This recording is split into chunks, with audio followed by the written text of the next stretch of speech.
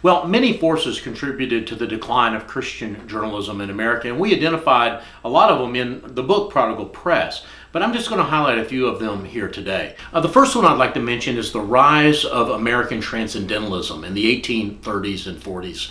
If you remember your high school English, you might recall such names as Ralph Waldo Emerson and Henry David Thoreau. These were two primary figures in the transcendentalist movement in this country. They had a view of the transcendent, a view of the supernatural that was very different from the biblical, orthodox, historic understanding of the supernatural. This view was very much in conflict with historical Christianity, but it also began to hold sway, especially in colleges and universities and among men of letters in this country. A second event that occurred soon after that was the American Civil War between 1861 and 1865, of course. The American Civil War sort of stands astride American history. We were one country before and a different country afterwards. What we often forget is that there was a spiritual crisis taking place in this country at that time as well. The war caused many people to ask the question, why God? Why would God allow something as dramatic, as destructive, as traumatic as the American Civil War to happen to a country that at least nominally proclaimed the biblical God as their God?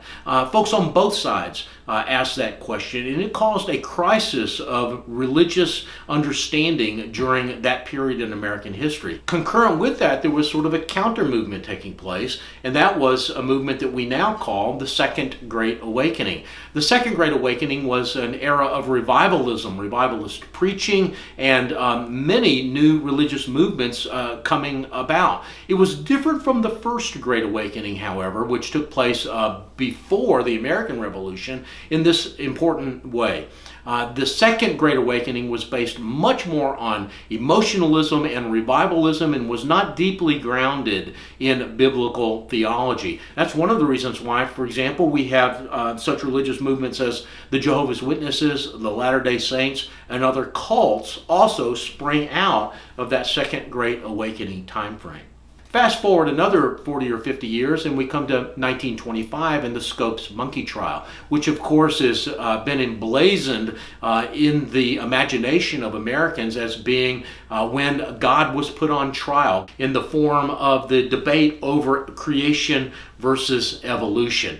One of the things that is important about that event from a journalistic history point of view is that H.L. Mencken, the Dean of American Letters, made that trial an important part of his coverage and his newspaper during that era. And he portrayed the Christians of Dayton, Tennessee, and in fact, Christians generally as being unsophisticated, as being backward, as being country rubes, if you will. And that understanding, that portrayal of Christians became dominant during that time and has remained more or less dominant ever since.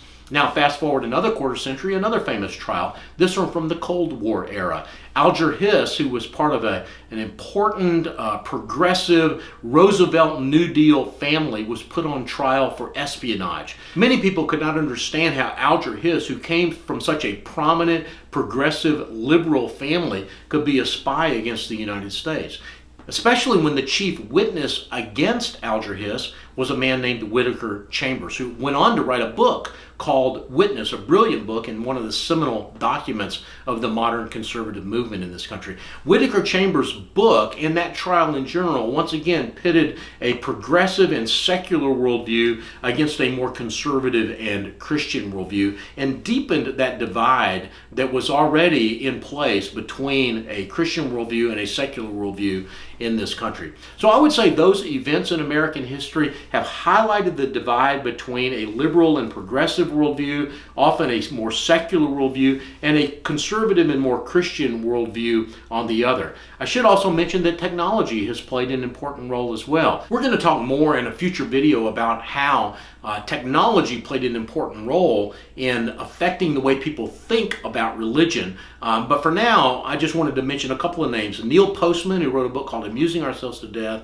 and Marshall McLuhan, who is probably best known for the phrase, "the medium is the message," were both brilliant and prophetic in helping us understand how technology and the evolution of technology have also in important ways led us away from a religious and spiritual understanding of the world. I'm only going to mention it as a force right now. We're going to talk more about Postman, McLuhan, and the role of technology in a future video.